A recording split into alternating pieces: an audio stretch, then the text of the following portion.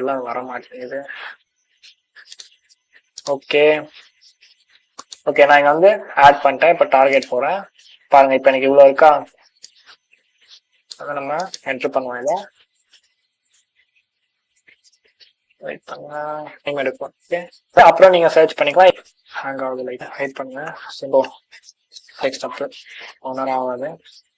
சரி பாருங்க, -P தரணும், அது நான் தரல. P for pass. ஓகேவா? சரி, இப்போ பாஸ் ஆகுது. இங்க பாத்தீங்கன்னா பர்ப்ல எனக்கு எல்லாமே லோட் ஆகுது. பாத்தீங்களா, எல்லாமே லோட் ஆகுது பாருங்க. அப்படியே டக்கு டக்கு டக்குன்னு லோட் ஆகுது.